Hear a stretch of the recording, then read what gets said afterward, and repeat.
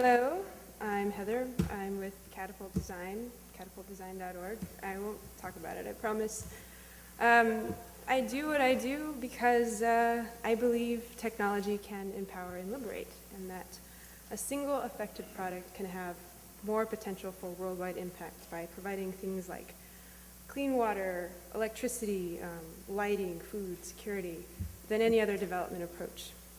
And that these simple and inexpensive but life-altering technologies can benefit more than 2 billion people living around the world in poverty.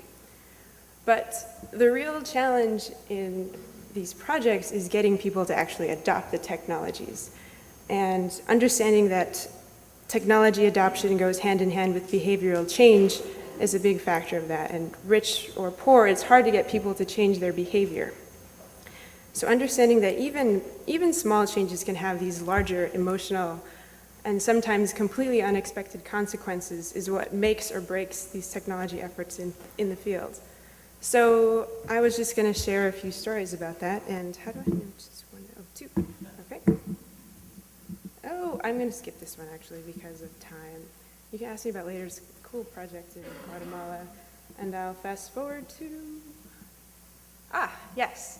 So a few years back, I was part of this volunteer team that was studying cook stoves in Darfur. And the NGO we were working with had recognized early on the role that firewood played in the lives of refugee women, that their need to feed their families was really the only reason they were going outside camp boundaries and subjecting themselves to violence in the process.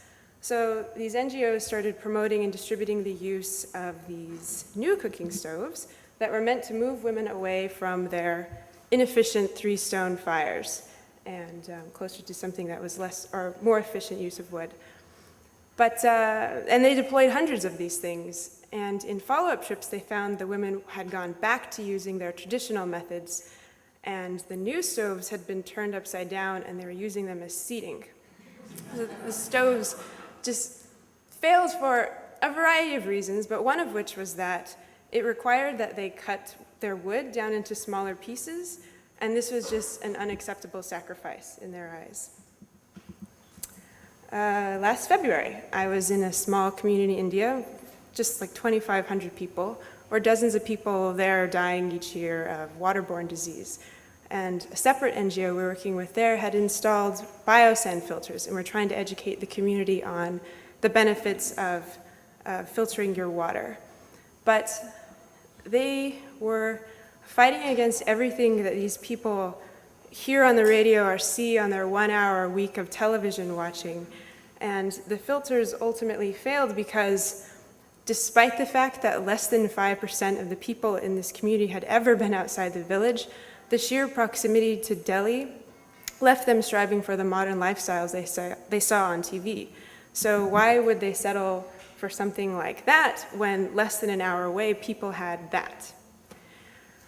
And these sort of stories just frustrate me to no end because despite the fact that technology exists that's capable of changing lives, the vast majority of our world continues to live in this pit of poverty that they just can't escape. I don't really have any more pictures.